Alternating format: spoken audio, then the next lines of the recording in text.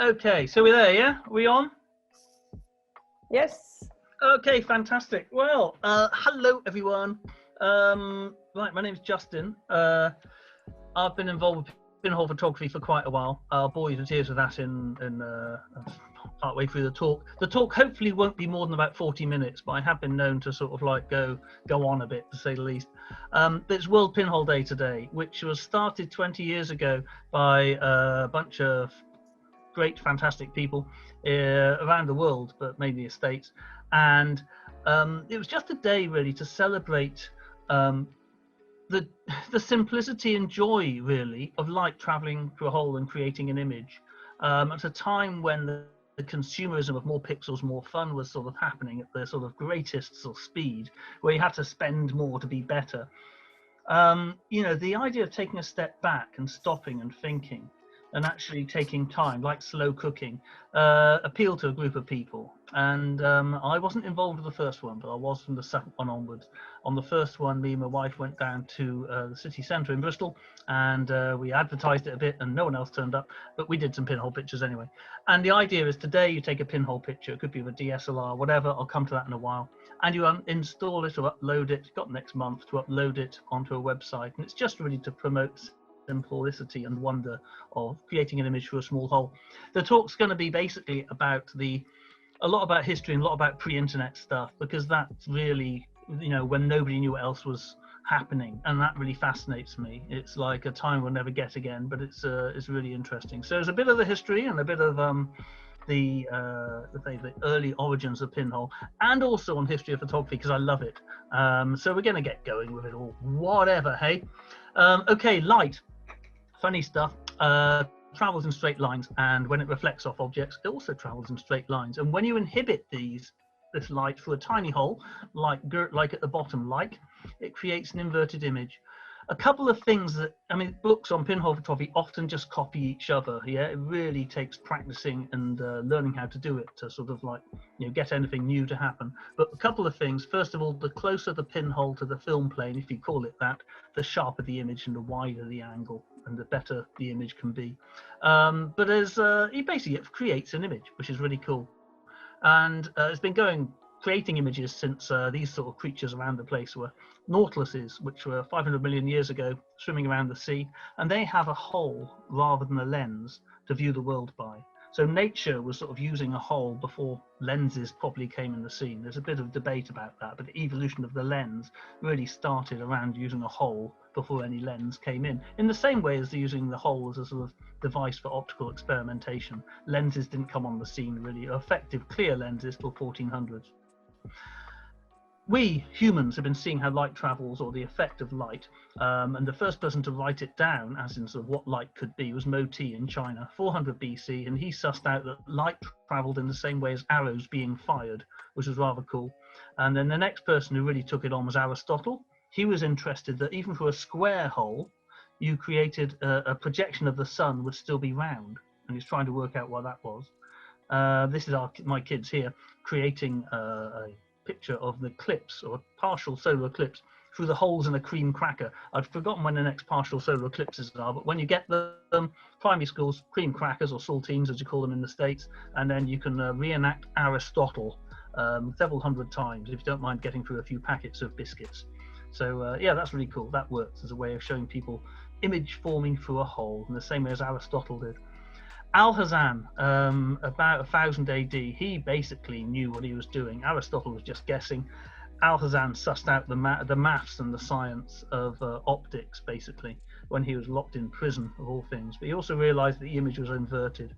And from then on, sort of like people used the hole as a way of being able to sort of like look at the world around you. Brunelleschi sussed out using a hole, you could create a three-dimensional image on a two-dimensional plane, which is basically perspective.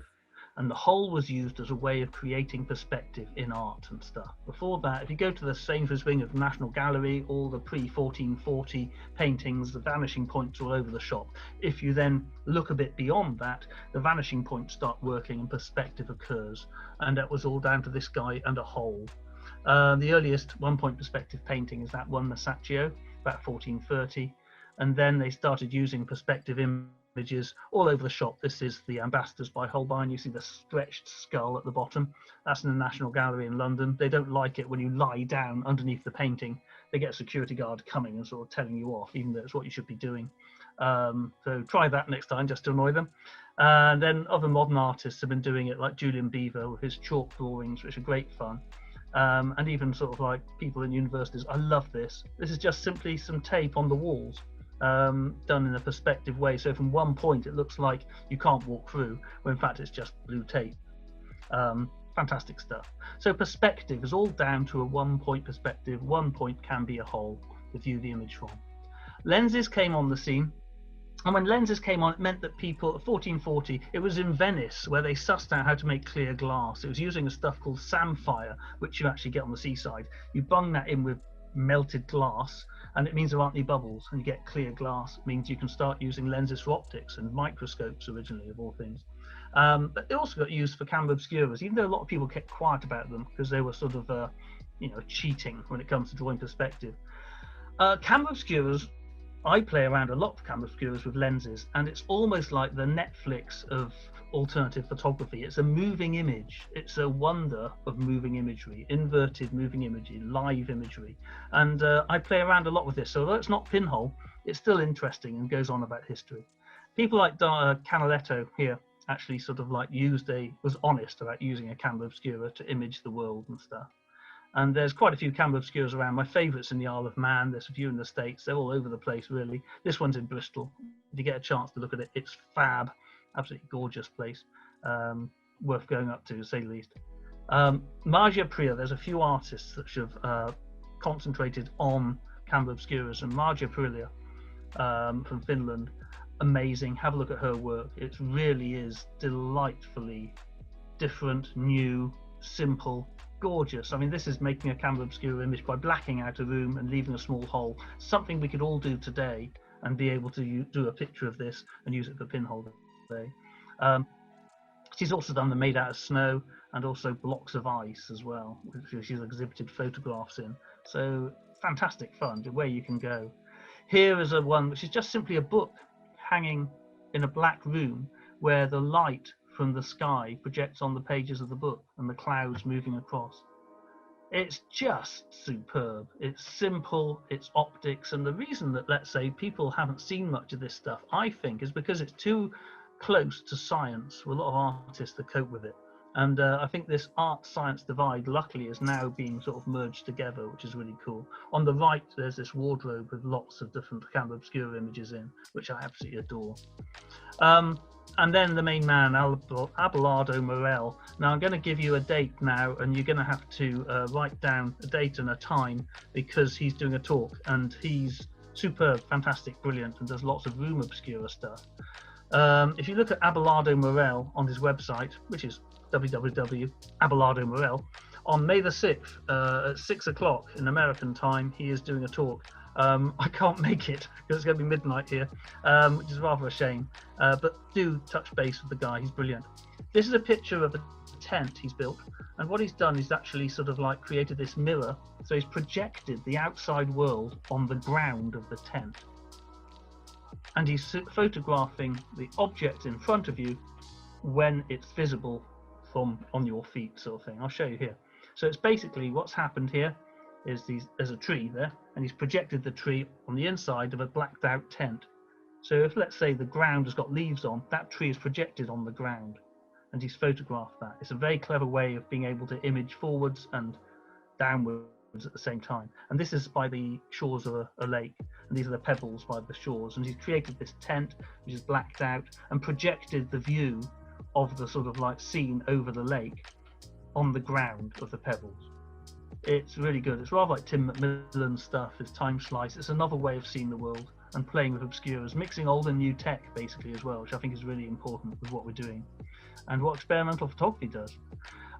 Here we've got the El Capitan in Yosemite, and you see all the grass and stuff that's projected upon. Have a look at all this stuff. Abelardo Morel, not an easy name to remember, but a brilliant artist. This is some of my stuff. This is playing around with the kids' primary schools, so they end up with a little dark den, and your kids were sort of standing upside down in front of it and stuff, and other kids inside.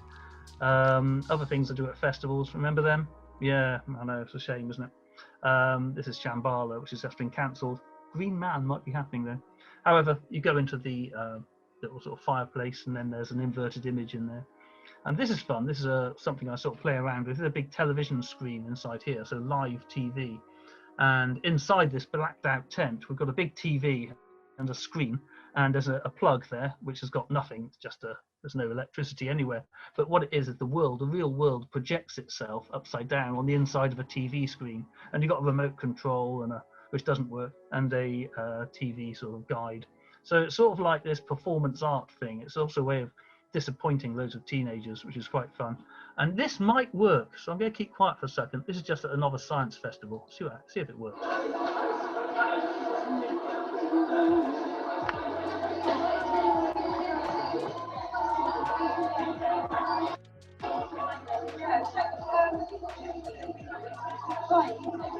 It's kind of weird, isn't it? The fastest live TV in the universe.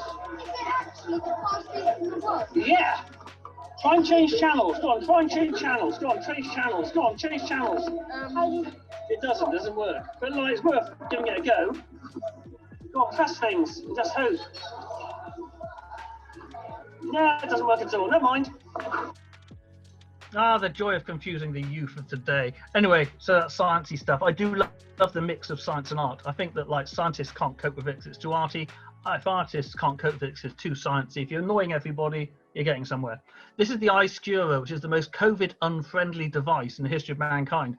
It's rather sad, really, but like, maybe I'll get them out again sometime. But basically, it's a camera obscura to fit on your head, and it looks like an eye, and you see the world as it would be seen without a brain. Yeah, they've kept me off the streets for a while. They're very funny. A few people have ripped them off, whatever. But it's just basically knowing a bit of optics and using shower curtain as a screen to project images on. I do love them, but they are rather wrapped up in the cupboard at the moment. So this is harking back to a festival days. Anytime now.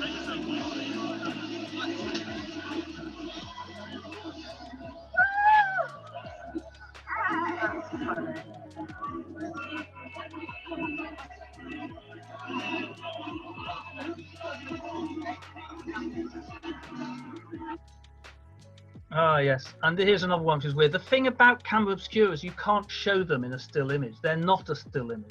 Yeah, Pinhole is. Camera obscuras are to do with this movement. It's holding something up, seeing everything upside down and back to front and trying to play football with it and stuff like that. It is the Netflix of alternative TV. It really is a visual experience rather than something you can talk about or picture or anything like that. It's also live, and that's something really special. So have a go at making one yourself anyway. And this is from another festival. This is to celebrate the moon landings of all things. This is called Mission Control Australia. It's all upside down.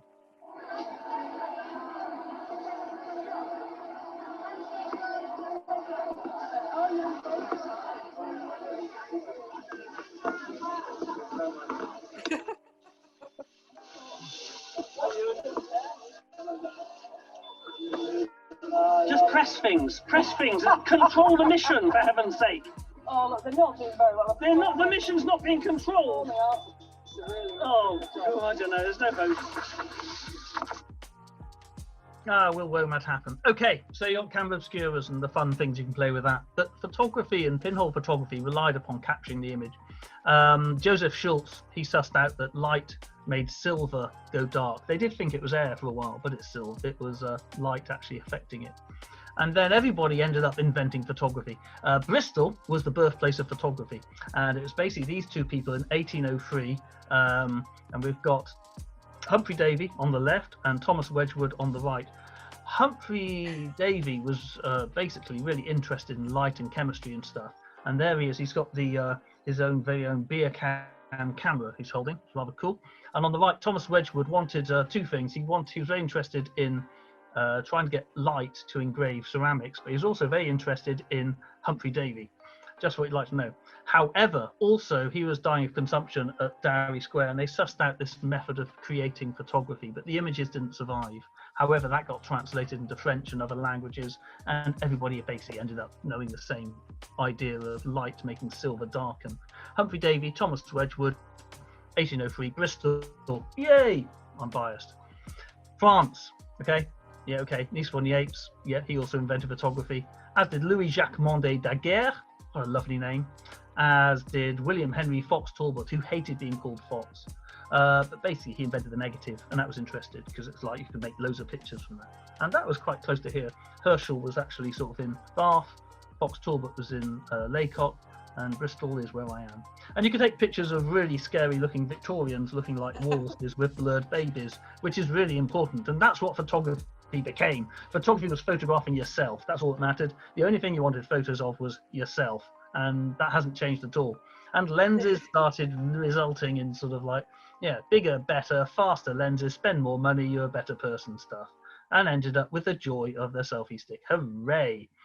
What would Aristotle think? So that's lenses for you, that's cameras, got that out of the way. Good. So, around 1870, a guy called George Davidson he didn't like the fact that lenses were trying to replicate the work of God. They're getting too good. He didn't like that. So he decided to use a pinhole and made a big song and dance about it, and did this photo of the onion field. My word, they knew how to have an exciting time. The photography in Victorian times was rather cool, wasn't it? Onion fields. Well, wasn't much else happening, I suppose. So there we go. That's a very early pinhole picture. Flinders Petrie, far prefer him. He's known as the father of archaeology, and his lenses were rubbish, and some of them broke on the way to the Holy Land. And he started using pinhole instead, which worked just as well. Flinders Petrie, fantastic. And then really it wasn't much happening. It was just more something that people, who wanted to spend money thought, oh, pinhole photography, children do that. And that really has been the attitude. It's been something sort of a bit belittled, a bit simple. It's basic. Pinhole photography is simplicity, but it's difficult. And I think that's another reason that these people don't avoid it. There's no green P button that does everything for you. You have to suss it out yourself. And most people don't want the bother of that. And a lot of pinhole photography is being bothered. That's all it is. And a lot of people want to avoid that. One thing we get to is around 1950s, all around the UK, people dug these big holes and put sort of like soldiers in, yeah, and said, right, stay down there for a few weeks, and basically big bunkers. And they stayed down waiting for nuclear bombs to fall around the UK, something to do. And this is one of the bunkers, and that white box there is a pinhole camera. And the pinhole cameras they had there, people would be down here waiting for the bombs to go off. And then when the bombs go off, these pinhole cameras had 4 sheets of paper, one pointing north behind a grid, one south, one east, one west. And they're inside a drum. So they'd put the photographic paper in, they'd scuttle down there, sit there wondering what on earth they were doing. And then basically, when they sort of heard a bang or something like that, after a few days, they'd rush up and they'd see whereabouts on the pinhole the big flash had occurred, which will tell them whether or not it's Manchester, Liverpool or Birmingham that have disappeared off the map. Yeah, and that was useful. And then they'd think, hurrah, I'll put that in my family album. I don't know, absolutely mad. But this is a box of paper specifically made for the end of the world, designed for ground zero indicator cassettes. Really weird. I always found it interesting. Not very arty, but interesting. However, Gottfried Jaeger, here he is. Amazing guy. This is in the late 60s, early 70s. Just basically built 2 sets of holes, one in front of the other, and projected different images and did photographs of them. And here he is, naked, being attacked by a poodle. God bless him. Absolutely amazing. From nowhere, really. And this is, for me, one of the places that it all started, Gottfried Jaeger. And it was just going against a lot of what was happening at the time and creating almost scientific images of patterns and designs, which I really love. I'm going to go for a few pinhole photographers that I particularly love, yeah? And they're just early pinhole photographers. There's so much now, I don't know where to start. I'd be rubbish at doing a best of pinhole photographers. Some of you I've seen who are actually watching this, I'm quite in awe of and stuff. So, it's how it goes. Willie Wright, I had the pleasure to stay with in Richmond, Virginia. She's still going. She started doing pictures with a camera skills. These are fine artists rather than photographers. It's often artists who go into this rather than photographers. We're too distracted by viewfinders and other such pointless things.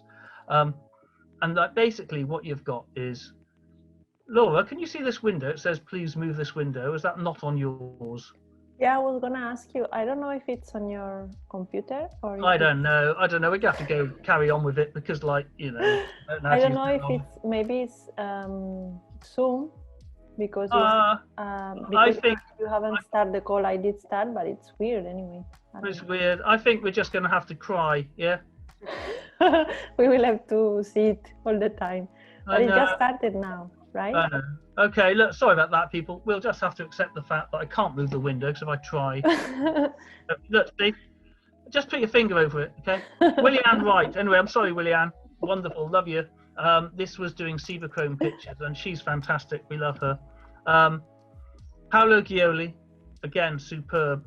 Just did tons of stuff. I think he was a sundial maker originally, and then got into doing loads of weird art stuff. This is a camera making using a traffic cone, but there's a whole load he's done. Him and Larry Bullis, I think, both did a picture of a camel through the eye of a needle at the same month in the same year. This in the late 70s, early 80s. But they didn't know of each other. No, they didn't know what was happening. That's the thing before the internet. Everybody was on their own, doing their own thing, and you had to be quite thick-skinned and not care what anybody else thought. But both of them photographing a camel through the eye of a needle was rather cool. And then we have Paolo Gioli again with his cracker cam, which I've got my own cracker cam, which is rather good. Right, and bread roll cameras as well, which again is rather fantastic. Making cameras out of a bread roll. Get the bread roll, carve out the gunge, put a pinhole there, and do flash photos of your own face. It's just going against what cameras have become, which are like these jewelry, delicate, you know, careful things. It's almost like you're giving your sort of like almost empowering other objects to create images for you. No, I can't believe that application. Never mind. Eric Renner. Eric Renner is the pinhole photographer, sort of like main man. He died just after Pinhole Day last year, and he had a thing called the Pinhole Resource Center, and basically promoted pinhole photography from there. Again, it was by letter because it was before the internet. And this is a plaster cast of his face, and he's got little holes on the plaster cast of his eyes, and he holds it up, and then he does a picture of himself through his own eyes, things like that. What is happening with all these windows? Okay, Laura, what should I do about these windows? Should I stop sharing and sharing again? Yes, I think I will. Okay, people, sorry about this. Oh, hang on, there's somebody else waiting to come in. Yes, I was checking, Justin. Is on the settings, yeah. When you click on share screen, yeah. But you should go not sharing the screen, like in the general setting.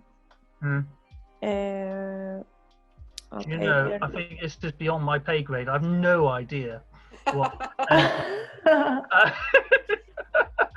And believe me, that's not saying much. Let's just try and carry on and see if it works. It's from the general settings, so I don't know, to be honest. We're gonna have another go. We're gonna go back into this and see if it works. I'll probably mess it up. Let's try again. I made you a co-host of the call, so I don't know if it helps. Okay, you've made me a co-host. Well, that sounds important. Yeah, you are. Well, I'm enjoying it. Everyone's still awake. So let's go on current slide. Hopefully that works. Can you see stuff, Laura? Tell me something's happening. Yep. All clear. Okay, Eric Renner, you deserve to do that at that time. God bless you. His book, which is Rediscovering the Lost Art, is just the Bible of pinhole.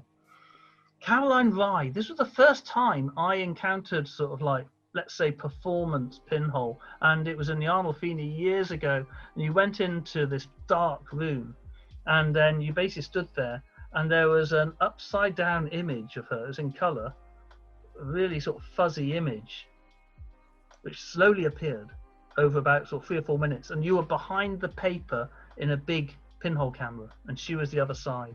And I was so lucky to see it because it really felt loads. It's called the Turin machine after the Turin shroud and stuff. Marcus Kaiser, I think. See all these controls are covering what the words are, so I'll have to pretend I know who these people are now. This is doing pictures of when the Berlin Wall was being knocked down. So instead of, people often say, what do you photograph as a pinhole photographer? And it doesn't work like that. You're not subject driven. You're not, I photograph cats or dogs or axolotls or landscapes and stuff. It doesn't work that way. I'm a building camera person myself. I don't like buying them. I'd rather build one myself and then find out what its qualities are, how it works. And this is, instead of even building a camera, you're finding objects. So the subject is dictated as to where this space is that you're inhibiting light. And this happens to be through a hole knocked in the Berlin Wall, which is wonderful and really becomes something special, I feel. That's why I can't see the stuff underneath. So you're going to have to accept the fact that I've written the name down because I forgot who it was. Oh, we have funny things. No, why is that? I blame me. Maybe I've got too many things open. I'll tell you what, I'm going to quickly see if I can get rid of other things. Zoom, no, I've got nothing else open. Nothing else at all. No, we're going to go back into it. I do apologize. So from current slide, let's try again. Anyway, brilliant. This is getting holes, but hole in the top, hole in the bottom, blur out the gunge, liquid light, and do pictures on the inside of eggshells. Absolutely fantastic. Then we have images with books, and we have Dianne Bos coming to EXP21. And I think I've got one of hers. There we go. Because doing pinhole cameras with books, I mean, what do you photograph with that particular book? You're being guided to the subject by whatever the book is. What page do you put the paper on? What words are you covering up? It just becomes a sort of poem. It really is a journey rather than an instant, rather than a decisive moment. This is the indecisive moment. Come on, that's really what it should be. Justin, one question. Yeah. Florian is asking, who was the artist who did the Turing machine? Caroline Rye. Caroline Rye. I don't know much about her. She's from Scotland, but she's brilliant and really special. Caroline? Caroline Rye. R-Y-E. R-Y-E. Okay. And this is Ralph Howell, who does beautiful prints and also creates cameras which photograph themselves. So putting, let's say, a potato with film in, pointing it to a mirror so it photographs itself, giving itself an image. And there's one of a respirator pointing at itself, quite appropriate for this current era in humanity. And that's interesting in itself, just giving objects a vision. Joe Babcock, yay, go Joe. Find a biscuit tin with a picture of Yosemite on the outside, make it into a pinhole camera, and then put photo paper in the back, take it all the way to the same point at which the picture on the can was taken, and do a picture of the view through a picture of the view. This is being bothered. Yeah, it's not thinking, oh, there's no point. It's just doing it. It's just persevering, carrying on. Because you can, because you're human. And it's not listening to what loads of people are saying when they say you shouldn't because. And you end up with Joe Babcock's picture. And Joe Babcock does loads of pictures with loads of different cameras. Regina Valkenborgh, who got some fame recently with the longest exposure ever. She also did a lot of stuff for MA, including this, which was a tiny pinhole portrait, which is so small it fits into the eye of a needle. And the opposite of small is big. And this is the Legacy Project, the biggest picture ever done. And it's the Legacy Project in New Mexico. And this is the actual projection. It's not very good. Sorry if there's anybody there involved in the Legacy Project. I do apologize. But it's not of anything, really. It's of a space they could find where they could actually make a massive pinhole picture. There's video of them doing it. And tons of lit fixer, tons of developer. It's like bonkers. And the final picture, yeah, it's big. I'll give them that. It's big. But one of them could have sort of put their big toe in front of the pinhole or something. Oh well, never mind. They're not all the same with me. Anyway, that's the Legacy Project, which is great fun. Gregg Kemp was one of the Pinhole founders, Pinhole Day founders. Brilliant guy. And yeah, we all still love Gregg. I'm lucky enough to see him in the States some years ago. This is one of his rock cameras he used to leave lying around, which looked like a rock. And so you could leave it for a few weeks and nobody would disturb it. He'd also leave cameras on building sites and make cameras that look like bricks.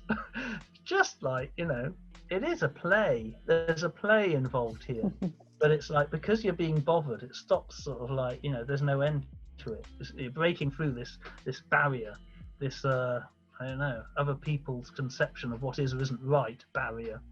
And Gregg Kemp, superb. Do look at his website. This is a mad sort of Korean pinhole camera, which again is a bit over milled but fun. I've forgotten who did that. There's one of mine. This is a stereo camera. When Google Glass put those glasses on with videos in, I thought I'd try and be sued by them. And this is a pinhole camera, which you can't actually see through, but there's a pinhole between each of those eyelashes, and you peel them off, and you can do a stereo picture. And there we go. It's completely pointless and stupid, but quite fun. Ceramic pinholes. Steve Irvine, gorgeous. Wayne Belger, they did a online talk. Is it Arizona people? I can't remember. They've not actually contacted me. And it was at midnight. The problem with these online talks in the States is in the UK, you're sort of like, midnight, and you've got to somehow... Hang on. Janine is trying to get in. There we are. And like basically you've got this... Wayne Belger does the most mad cameras. Have a little look at his website. Amazing guy. And this is one of the nicer ones. So yeah, pocket money photography for kids. Well, not Wayne. What have we got? Where's our next picture? There we go. Martin Cheung, I think. This is taking a photograph using a roast duck, which is really messy and disgusting. I had a really good time with him in Hong Kong a few years ago as well. So this is because you can. Could have been in Melbourne now. And this is one of my favourite pinhole photographers, Bethany De Forest, based in Holland. And her cameras are made of mirrors, and she puts them in this box underneath, which is a mirror.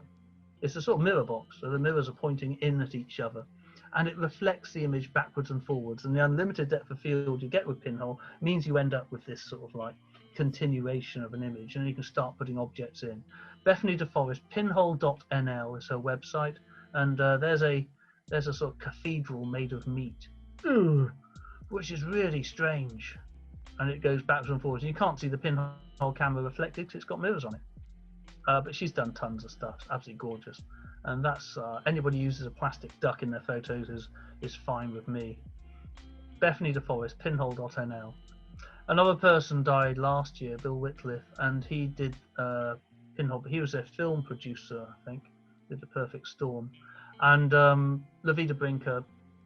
Just books of sort of the New Mexico and stuff, but a lovely book of gorgeous, appropriate photography, pinhole at its best. Have a little look at some of his images. Justin, just one thing.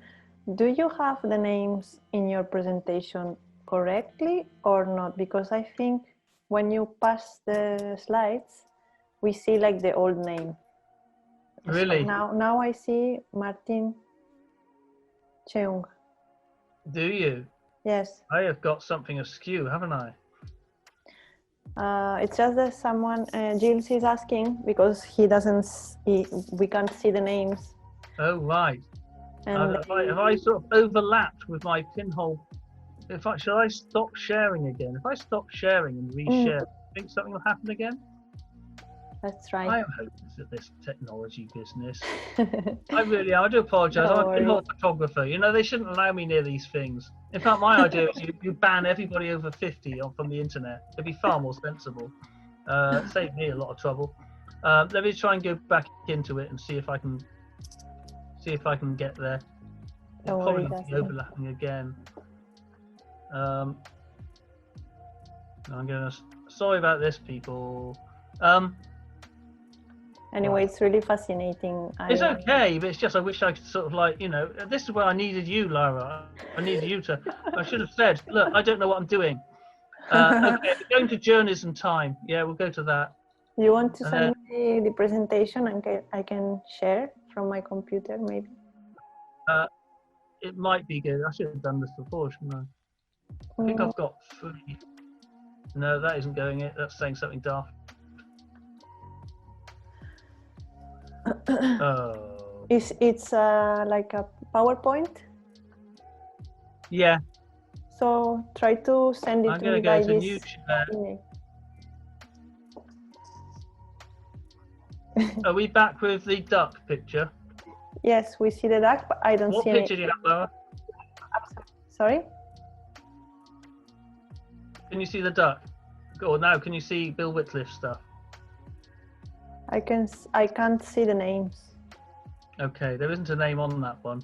Ah, okay. But okay, all right. Can you see Journeys in Time? Yeah, and now I see Mike Thompson at the bottom.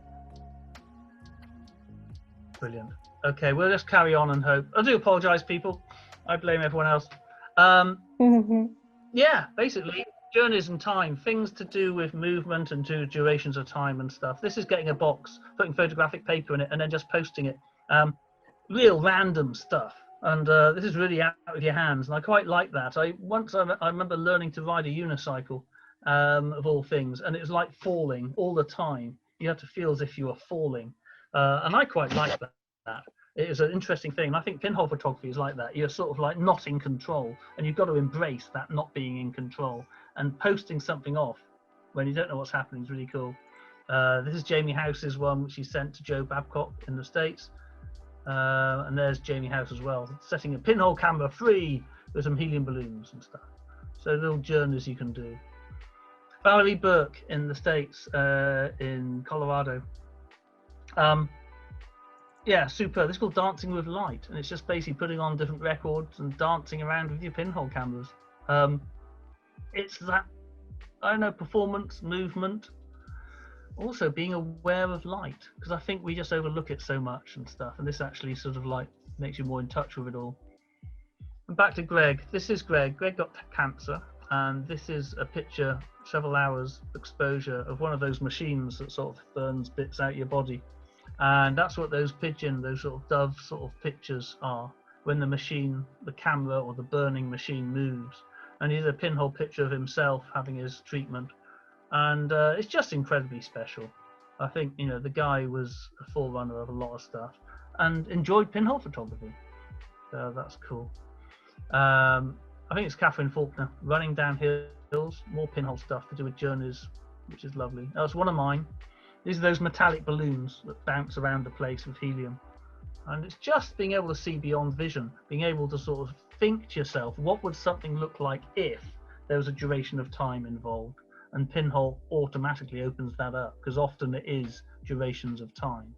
Get the exposure. This is the Hall of Mirrors in Versailles, just walking along over about 8 minutes. There was loads of people all over the shop, and I thought, well, I can't do much here. I'll just walk in a straight line holding this camera. That seemed to sum it up a bit. And this is also putting a little pinhole camera on my copy of Sergeant Pepper's, and it is exposing for the 47-second of bong, which is the last note on side 1 of Sergeant Pepper. And you've lost the name again. Sorry, Justin. I know. I think because I've let some people in on my Zoom or something, and it sort of seems to mess it up. Oh no. I think people have been getting. I don't know. Who knows? I'm gonna go off again and come back in because, like, you know, life's like that. So here we go. Let's have a go. There we are. That probably hasn't worked. No. No It's record. No. Is that a record? Can you see a record? Yeah. Right. Okay. This is sticking a pinhole camera. One of these. Yay! Smiley cams on a boomerang and throwing a boomerang. You can do this with a Hasselblad once. Yeah. It's just indestructibility of cameras. It's something that cameras aren't, but you can make them indestructible, and that's lovely. I love that. And this is another, I love this one. This is one of my favorite photos, and nobody cares. This is one of these things again, there we are, a little smiley cam. And you basically play badminton with it across a sports hall. And so you take the sticker off, and then you just hit it back and forth. And it's called being a shuttlecock. And it's what something would look like, or what something would see if you were being a shuttlecock. And I really like that. There's something sort of like quite, I think it must annoy a few people, and that's getting somewhere. Okay, so day exposures, but digging a hole in the ground and actually creating an image for the whole day. And then we get into the realms of solography. And Dominique Strubot, who was the first person to do the solagraphs. This is 6-month exposure, some time ago, before scanners and the internet and all the rest. Quite amazing. he actually sort of thought to himself, right, let's do really long exposures and stuff, which is rather cool. And then, of course, Diego Lopez Calvin, more recently with, I think this sort of stuff where you have to work out where you are in the world for where the sun's going to rise or set and put yourself in that position is just, again, it puts you in touch with the world around you, which is like putting yourself in touch with the solar system and the sun and other things that we just take for granted, which pinhole photography somehow allows, really. And there's a novel of his which is gorgeous, Temple of the Sun, I think, or Temple of somewhere in Greece anyway. That's a day exposure. It was one of Gregg's. Greggy went and put pinhole cameras up and got into solography, and one of his pinhole cameras he put up got a nest on it. So he put it up in sort of like December, and then by March some bird had nested over the hole. So you just leave it there, and then you end up with this sort of thing. And the randomness of that is really lovely, I think so anyway. Very biased. I've had a few pinhole cameras that have been torn to bits by seagulls. I got somewhere. It's quite fun. I've just got to tell somebody to... No, we're fine. We're fine. So thanks. There we go. Bit of fun and game. Right, this is an anelema. An anelema is by Maciek. Yay. I'm not even going to explain to you what an anelema is, apart from it really annoys people if you use it in Scrabble, the word. But it's basically where the sun is at midday, and this is complicated, difficult, and amazing, and it gives you an idea of how the Earth wobbles on its axis. Amazing stuff. He's going to be at Barcelona as well in July. Yeah, I'm going to share the link so you can see his name. And then we come to basically like what the internet's been, which is full of amazing stuff by amazing people, whether it be Instagram or whatever. I've just put this one here, which I think is Pinhole Love, isn't it? Just because it cropped up fairly recently, and it sums up a lot of the sort of pinhole fun that people might play with. It's just a little model dinosaur, but having it for so long an exposure, you've got the sun moving around behind it and stuff. And I'm not going to talk about modern pinhole because there's so many people doing so many amazing things every day, and so it's really the sort of like things that explore it and discover it yourself. Which brings me on to what you've all been waiting for, which is me going on about myself. Okay, so basically I got into pinhole photography. I did a degree in fine art photography and then was teaching at South Bristol College, and the kids couldn't afford cameras. They could afford about 420 cans of Coke every day, so I thought, I know what, I'll make cameras out of cans of Coke. So I got into pinhole that way. And it was just at a time when I was also getting into environmentalism and stuff, and it felt very appropriate to use cameras that didn't cost anything and that have recycled materials. So I started with aluminium cans and stuff. I call them the iCan camera, but call them anything you like. And this is basically sort of an empty aluminium can. Very basic, but with teaching especially, because there's so many variables with pinhole size, pinhole to film plane, sensitivity of film, whether there's a total solar eclipse or sort of tons of sunshine, how long it takes for the average teenager to count up to 10, loads of things can change. So this narrows down all the variables when it comes to teaching, and they're everywhere, so it's rather cool. So I like beer can cameras. I did quite a few. This is the 8th Army attacking a load of toothpaste. I still use them all the time. In fact, I've got a new one that nobody's ever seen in a minute. Oh, this is ripped off by Sony or Apple, the iPhone 11 advert. There we go. That was in Barcelona last year, and They could have at least given me a free camera, a free phone, couldn't they? Useless lot. Never mind. And this is underwater, getting a beer can camera, filling it with water after you put film in. I use film. And then holding it underwater and doing an image underwater. So you do it through water rather than air. It's quite mad. The duck's got sand in it. And that was done 2 weeks ago. I really like that. I love the fact the tree is pointing towards this sort of like glow. Just down in Falmouth Uni with the students there. Which again, it's also another thing with beer can cameras, which I'll let you in on a secret here, is using test tube clamps. Because then you can hold the beer can camera at any angle. You haven't got to do it forward, sideways, or think it's going to move. Actually have them clamped at a certain angle, specific angle. Great fun. And that's the lattice window. at Laycock, which Fox Talbot went and took photos of, because, well, you know, he couldn't find any kittens in the basket. I don't know. He liked his window. Talking about Fox Talbot, the negative, being able to create big negatives is a really cool thing, and there's no reason you shouldn't do it. You don't have to have big rolls of paper. You can have lots of little rolls of paper or little sheets of paper. But I started getting into wheelie bins. All of a sudden, 30 years ago, 25 years ago, our bins disappeared, and they left these plastic bins there instead. And yeah, that was quite mad. And I just thought, right, they'd be making a really good pinhole camera. So I thought, right, well, let's make one. I thought, well, I better not, because I need ours. So I nicked next door's wheelie bin and took it up into the bathroom, put a load of paper in, and went on a bus, because you can take wheelie bins on buses in Bristol. They didn't know that. And yeah, 10 minutes exposure, come back, and you end up with big negatives. I still do them. They're really fun. 10 minutes exposures gives you a lot of time to sit there. That's the negative, and then that's the positive. That's at St. Paul's Learning Centre, that image. And you can also go up to the negatives and actually look at them with your mobile phone set on inverse. And that's an even bigger pinhole camera. Yeah, why not? And massive pictures of Nelson's column and stuff. The BBC got that one, didn't give it back to me. Boo! Never mind.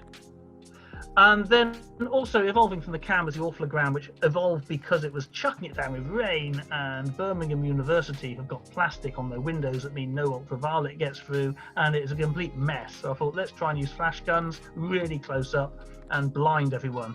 Well, it's not that bad, but you basically use flash guns really close, photographic paper, beer can, and get people to look like hamsters.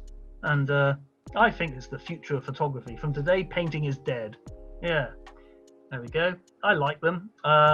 Thank you, Offo, for putting the pictures up last year in Poland. They were a good laugh. There we go. And they're basically, you're looking for concave surfaces. It's really strange. Yeah, they're good. I did a big exhibition in Bristol, just took over a subway and went mad with them. And here's some of the visitors' book, which is basically people graffitiing them. It was amazing how many people didn't graffiti them for ages.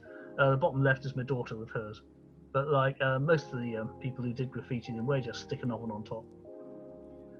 360 degree you can do with pinhole, like the anamorphic stuff you can play at. 720 degrees is me eating some corn. I would explain it, but like life's too short. And this is a skateboard in the council house in Bristol. 720, so a Pringles tube with holes at each end and paper wrapped right the way round. Again, look at my website, pinholephotography.org, to sort of get your head around it. It's funny, I went and borrowed this guy's skateboard and did these photos for about 10-15 minutes. And yeah, it turned out he knew me. I don't know who he was. But good fun. Colour. I'm going to be using this for Pinhole Day today, so we better hurry up because you need to take your pinhole pictures. This is the best pinhole camera you can make, okay? All these other ones, forget it. This is how you make it. You get an old camera, cut a hole in the back, and then raise a little pinhole about 1 centimetre. You then flip the film back to front in the dark, spool it onto another spool. You got to have a bit of a head for film, yeah? So the film's pointing backwards. And then you got 24 colour photos imaging through the back of the camera. And you got the wind on, which works perfectly. Really brilliant, worked perfectly. And you can take photos of your hand at the Royal Crescent in Bath and wonder why the tourist board in Bath never contact you. Never mind. Bath's near Bristol, but it's far too nice. It's really pleasant, not enough tagging. We call it hell with window boxes, but I'm biased. If you're from Bath, I love it. This is sticking cameras, little camera like that on a bicycle, cycling around. And then doing sort of like playing with depth of field and flash guns. This was, I did a workshop for Fairbridge and stuff with some stuffed animals from the museum. So using electronic flash also works well with the 35mm pinhole. I'm going to be doing a video on how to make them soon, but I haven't had time. And this is eating breakfast. The contrast you get with a flash is superb, and it also sort of like isolates the foreground from the background and gets rid of any camera shake. It's quite fun. I think a lot of this as well, the more I look at the pinhole world, the more important it is not to use a viewfinder. It's all very well saying it's a pinhole, but it's almost like you're going blind. You're having to pre-visualize what something will look like if. And that no viewfinder is really fun. You know, it takes you back to the time you have to wait a week till you got your film back from the chemist. which is really weird. Slow cooking. Here's a plastic duck. And this is called wheat. That's the reason my wife came through, was I was trying to find some wheat crunches. This is looking through a wheat crunchy, which is one of those crispy snacks, and it's actually peering through one. I was going to try and find one to show you what it's like, but they don't sell any in the local shop. Rather rubbish. And then you find little cameras like this, which I built because they're indestructible. Little 110 cartridge pinhole cameras, called the Smiley Cam. They fit in your mouth, which is weird if you've got a big enough mouth, and I have. And then, yeah, Jerry Lewis went and said, let's make a book of these photos, and I thought, all right. So loads of pictures from inside my mouth. Yeah, it's interesting. It's almost a case of not thinking, just doing. I mean, this was, trying to keep my toes up the bath in the taps to keep still, whilst having a flash gun in each hand, whilst trying to keep my head still and a pinhole camera in my mouth, and it's incredibly silly, but there we go. Whatever. How long is the exposure of this one? It's a flash gun to flash light inside the mouth, so you can't see the flash guns. They're either side, just out of range. You have to work out the angle, and then it was about a minute whilst the bath got slowly colder. And it's also in the summer. You can see where I'm wearing sandals. Look. Yeah, I was gonna say. It's also very well cropped, I think. Excellent, just as well. This is one of my favorite ones. It's to the Lincoln Memorial in Washington DC, and I remember thinking, this takes it doesn't take nerve, it takes stupidity, I think, more than nerve. But basically, I remember thinking, right, it's quite dark. I'm going to have to keep my head still, and you have to go like this. You have to go. You can't go get your teeth. You see, the light comes in, and so there I was with this. It's about 3 minutes, just counting, thinking somebody's going to hit me. Somebody's going to hit me. Somebody's going to hit me, because it was quite a sort of sacred-y thing. But it has to be done. There's Bert, for no reason at all. And there's Louis. Yay! Getting to know Dad. That's my dentist attacking me with a pair of pliers. It's like what you photograph from inside your mouth. It's like you end up sort of what you photograph with a wheelie bin. You think, okay, I'll photograph Clifton Suspension Bridge, and you think, right, well, I'll do bridges of the world, or I'll do things that rhyme with bridge. Well, there's not much. It's just randomly sort of like following your instinct or fun or play. This one I used to grow my nail really long. It was weird actually. I grew my nail, got really long. It's got about 6 centimeters. Really strange. And you sort of like people with tattoos all over their faces would really freak out at my nail. That's quite good, I thought. And this was one of my proudest moments of lockdown, was being shortlisted for the Potato Photographer of the Year, which a friend of mine went and sort of organised to raise some money for food banks and stuff. And this was my potato photograph, which I think came 6th. Oh yes, good stuff. Quite fun. Solography was talked about, this long duration. I got into it very early on. I just sussed out sort of how to do it a bit independently. I could tell you the ins and outs on how I started playing it, and I was trying to do it with neutral density filters with this sort of like through Paolo Gioli's, Dominique Strubot's things. And then eventually sort of just thought, I know what to do. And I knew the bridge master at the time, the Clifton Bridge, so I sort of like put cameras on there until people started saying, there's a bomb on your bridge and all the rest. But like, it's amazing, everyone should do them. They're really cool. And you can make them out of small pots. This is sticking it onto a graveyard, a gravestone near me. And it was weird, it's over 3 months. I remember trimming, the bushes and all the rest of stuff, just cutting everything down because it was overgrown and stuff. And then spending the next few months tending the grave of these people. And again, it's all very meditative, pinhole photography. And then a few other things I played with, like there's a whole load of stuff I've done, but this is sticking it onto the van, driving around for the summer. And then a friend of mine used to be involved with bananas, of all things, and he was in charge of this ship here. And so we put pinhole cameras on this ship that went from Philadelphia down to Costa Rica, down to Colombia, and did a freeway tour. And we tried it 3 times. The first time the camera fell off. The second time somebody threw it away. The third time the captain took the photographic paper out, put it in a white envelope, and posted it to me. So when it got to me, it was just almost completely fogged. It was rather a shame. So I gave up with dull bananas and got into this lot, who are far more fun.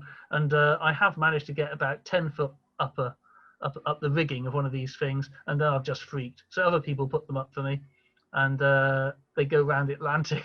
I don't want to do this. I'd rather sit down in an armchair and do very little. Celebrate my birthday. So anyway, they go around the Atlantic, and this is a 7-month exposure. It's interesting just seeing what might happen with Pinhole anyway.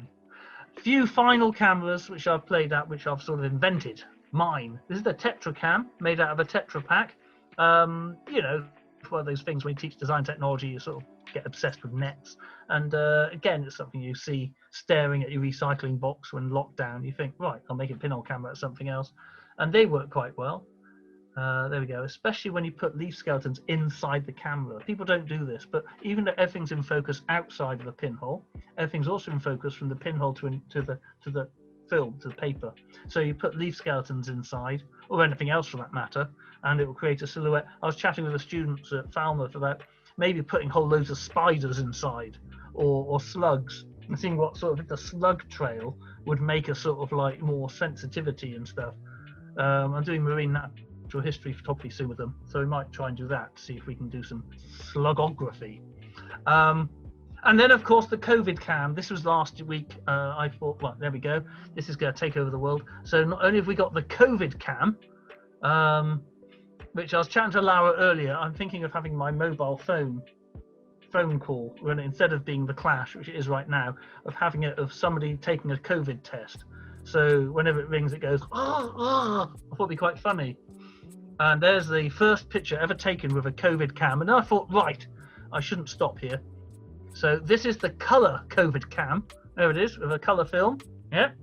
And this is the first, you're the first people ever, I'm saving it up, to show you the first color picture taken with the COVID cam. And there it is. Yes, I can die a happy man. So there, that's the COVID cam, which is taking over the world. So it is Pinhole Day today, which is amazing. And you're all thinking, I haven't got a pinhole camera. Oh, I'm not, because I've got loads. And I'm going to use them in a minute with my friends downstairs. And basically, there's several things you can do. Pinhole Day has been going now for 20 years. It may well need your help because, like, we're all getting a bit old and we need a new website. So please offer to help out after the Pinhole Day and stuff. But also be part of it. Get a pinhole, put it on a DSLR if you want. That's fine. You can end up doing pictures of your teeth if you want to. Doesn't matter. Anything. See what happens. DSLR pinhole's a bit weird though. I won't go on about it now. Or you can black out the room, and that was taken last birthday during lockdown, my birthday. And black out a room, and especially with a small window, and just project using a small hole the size of a hole punch, and take a picture of the projection around you. This guy will tell you it's only about 15 seconds.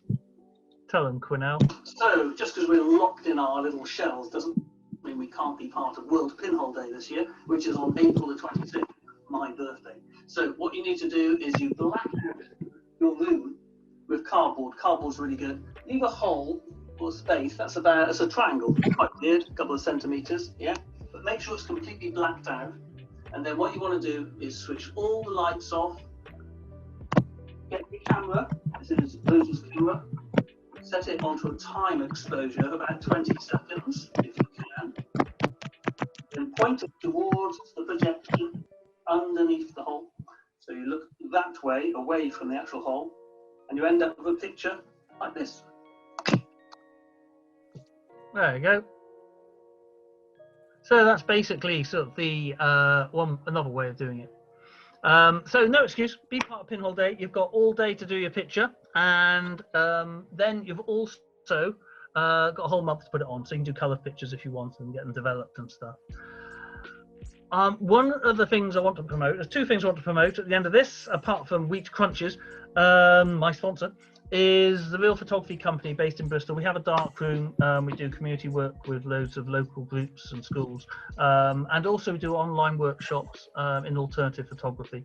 But like, have a little look at Real Photography Company. There's loads of fantastic resources on it, although we're very biased. And it's in the centre of Bristol, it's lovely. And last but not least, EXP21. It is happening. It is happening this July. Now, I'm going. Who cares? It's basically, it's the place where you want to meet with similar people who think in a proper, normal human way, rather than sort of, well, I don't know, the three kittens in a basket, 5 foot off the ground mentality world. And I just feel that it's odd how, in a way, I think that, the future of photography is definitely, pinhole photography isn't going to go, and neither is alternative photography. It's going to be here, and rather like the Sanotype thing EXP did recently, it's only limited by your own limited sort of like brain cells. It's amazing what can happen with it. Okay, right, I'm going to do stop share, and I'm going to ask Laura, what are we doing? Yeah. Oh, I haven't been too bad. I've stopped before That was good. Okay, have I stopped shared? Are we normal again? Yes, we are normal now. I'm really sorry, people, about the me not being able to good at technology. It's all Laura's fault. Don't worry. Thanks so much, Justin. It was really inspiring and really great. Everyone is writing Happy Pinhole Day. Thank you, Justin. You're the best. Always interesting and inspiring. Happy Pinhole Day, everyone. Yeah, so for me too, and really, thank you so much, Justin. And I wanted to ask if anyone has a question or if they want to share any thoughts. Now is the time. Yeah, we got Canada. Hello, Canada. Oh, someone is talking? No. Sorry, can you hear me? Yeah. Oh, hi, I didn't realize. Hi, sorry, my screen has gone. I don't know what's happened to gone off the screen. Yeah, I can hear you, but I can't see you. We can't see you. Trying to get back to. Do you know how I? Just hit it. Hit something. Something. That's what I'll do. Take a pinhole. Yeah. Put a hole in it. Happy Pinhole Days. Yay. Sorry, what was the question? Do we have a question? Sorry, could you repeat that? Yeah, if you want to share something. Oh, hi, Gul.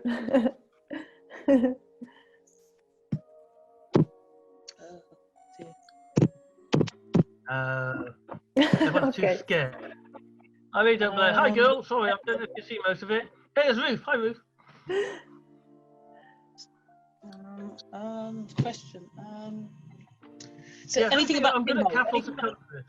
Oh, sorry. Tell us, Linda. Sorry, was it anything about pinhole? You asking anything about pinhole photography? Is that right? Yeah, go on.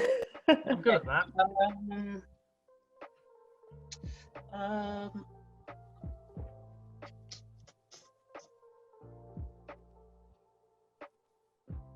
Everybody knows everything now. I've always struggled to understand the developing process with pinhole. Yeah, right. Well, it depends. That's the thing. There's so many ways. If you're doing a beer can thing, then making a little dark room. The thing with dark rooms, obviously, people often think it needs to have tons of enlargers and all the rest of the stuff. A little cupboard under the stairs with a bike light can be a dark room, and then you can do loads. If you make 20 beer can cameras and load them all up under the stairs, you can then do 20 photos and then develop them all.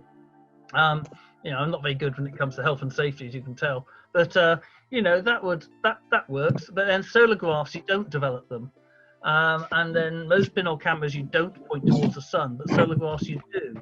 So there's so many different approaches. Yeah. Okay. Thank you. There's no one answer. That's why you just have to practice. You have to do it yourself, and it's also I think that you have to practice and mess up. The whole all of this is to do with accidents and encountering things that suddenly you think to yourself, hang on, that looks interesting. If you've got an expectation, don't do alternative photography. There we go. Or you can do one. Florian has a question. Thank you. Yeah. Hey, Florian. Thank you, Linda. Hi. I saw Florian. There he is. Hello. Hey. So I wanted to know, if you're using like a box, I don't know what am I saying. If you're using an object of some kind, are there any sort of requirements of the object for it to work with a pinhole camera? Because I'm really interested in learning objects that aren't pinhole cameras. Yeah. And like what sort of objects work for that, I think. I'll tell you what don't work. Cereal packets. There's some card which is lets light through. And what people used to make pinhole cameras out of, when everyone used to die early, was cigarettes and stuff. Cigarette boxes, most, I used to say to students, bring something in to make a pinhole camera out of. It always used to be what I found on the floor outside, and they're rubbish. The other thing I don't like too much is steel. Quality street tins. I mean, it's great to empty one, but like when it comes to trying to make a hole in a quality street tin, you're really going to end up with like bits of finger everywhere. It ends up like an episode of Game of Thrones if you're not careful. It's so sharp, all these bits of sort of like metal everywhere. So unless you want, if you don't do workshops with kids, with unless you want, you want to get sued. Steel is awful. I've always never liked it. Yuck. So, but when it makes, I've made them out of toy horses. I've made them out of loads of things. But you've just got to play and work it out. And some materials do let light in. I was using wheelie bins in Australia, in Darwin, Australia, and I didn't realise there that their wheelie bins, the lids are made of slightly transparent black plastic. So you learn this by the fact that the photographic paper was fogging at the top. Nothing a bit of gaffer tape of sort. But it's like the COVID can, you think, right, okay, that's fairly good. It's light tight. I can sort of like make a hole here. It's a very small image it makes, but like, you just got to really. It's the opportunity is too good to miss. You can make camera out of most things. I even had the idea once of making a pinhole, an unpinhole camera where you get a glass cylinder, a clear glass cylinder. You put a black dot on it, and then instead of putting photographic paper in, you take photographic paper out and then put it back in. So it works the opposite way. So everything gets fogged apart from one particular point. It doesn't work, but it just got me thinking for a while in a sort of negative way. I'll shut up. Thank you. That was an interesting answer. Well, it stopped anyway. Thank you. Which what you missed to try, Justin? You tried with everything. I've tried with most things. What I haven't done is I haven't done enough with food. I want to make an edible camera exhibition, and then at the opening we actually eat the cameras. I think that'd be really good. That makes sense. I like the idea of making them out of jelly. I've also got the idea. There's loads of ideas. You should never tell people your ideas till you do them. Otherwise, people end up. But like, I've got loads of ideas which are, I think, things that you shouldn't do and things that people think are stupid. I find that really interesting. I just find it's not offending in a nasty way, but it's definitely making people uncomfortable. I think art should make people uncomfortable, even if it's lovely. Yeah, often we find things that are really delightful, really awkward.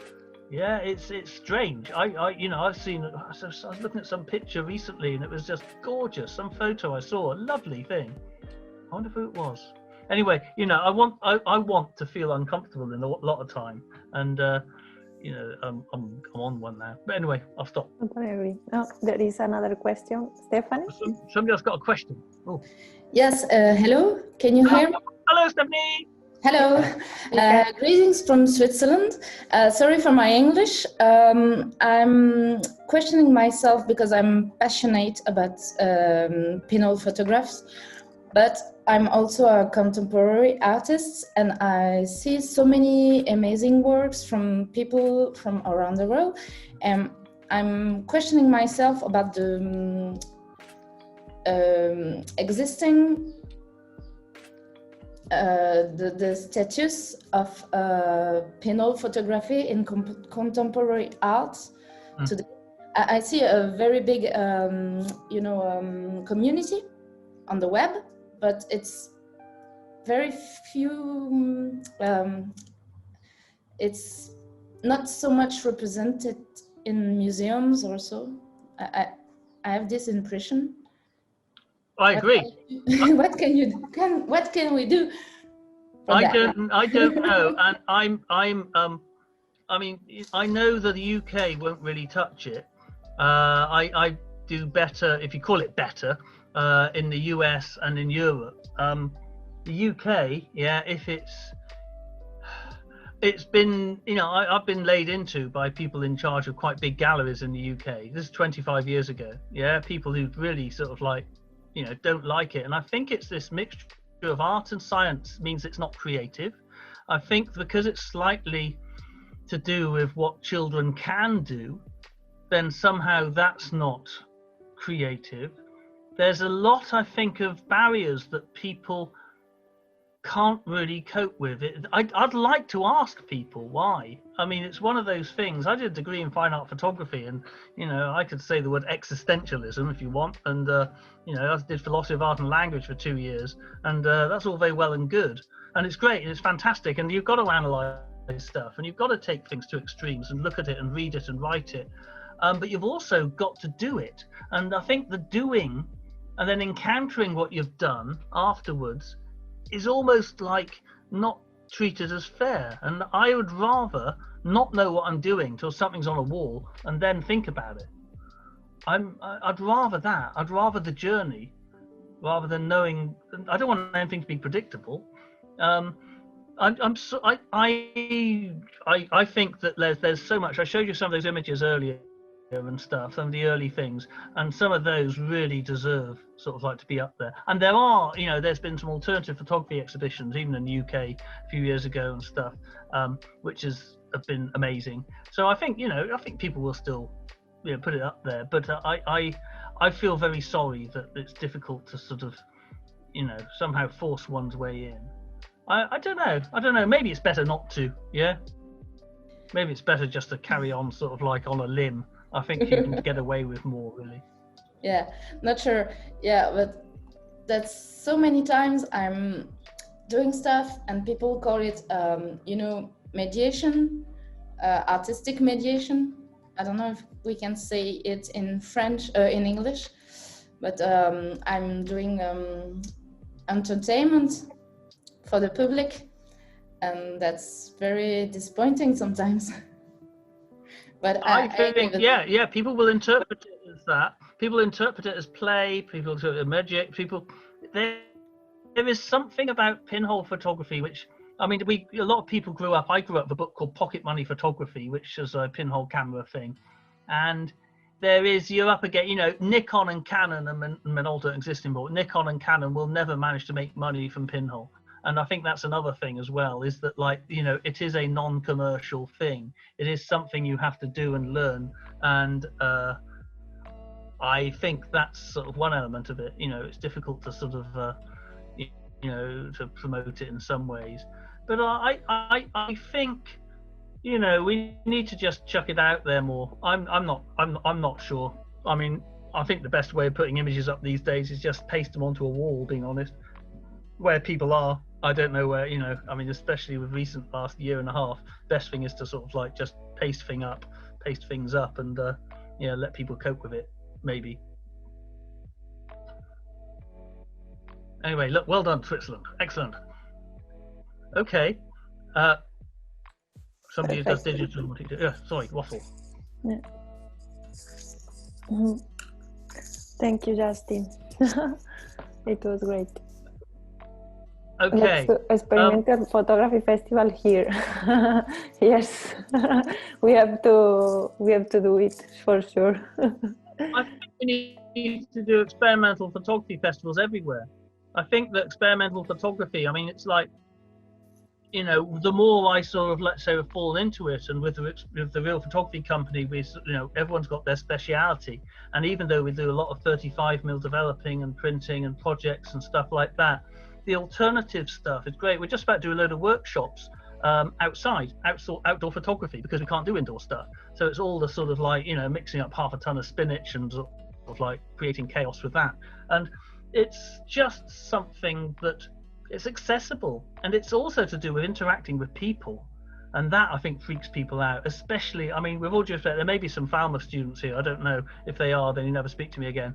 But it was so sad when I was teaching that a lot of people hadn't actually encountered each other for 6 months. We've gone through a period of COVID where our ability to interact with each other has been, you know, if you're two-dimensional, that's okay. If you're 3D, it's scary.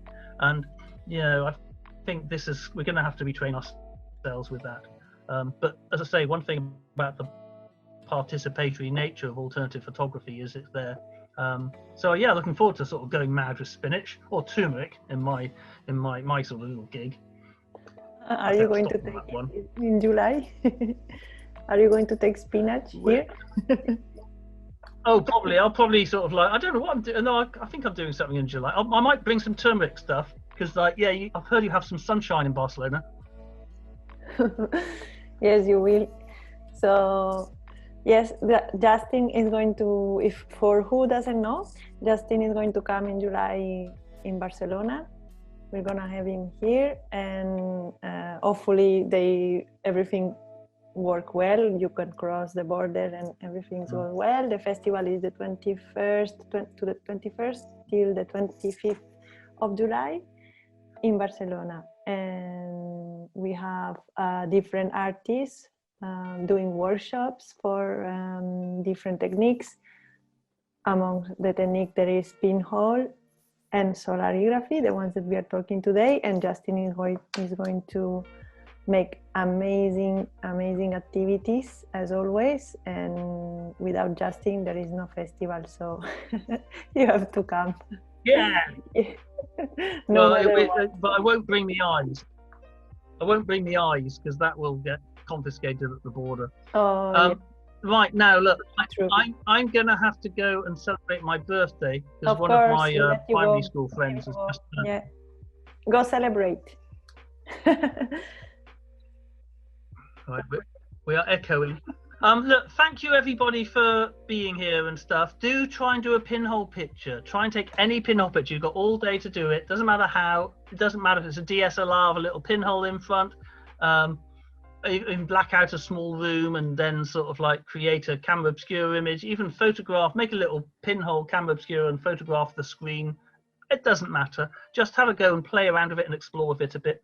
And then you've got a whole month to put it on the website.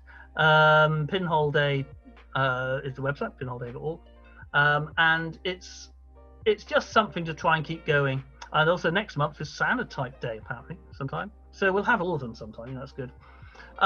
Right, look, thank you very much indeed. Have a lovely time, and thank you, Laura. Thank you, Experimental Photography. Thank you, Real Photography Company, who is also here.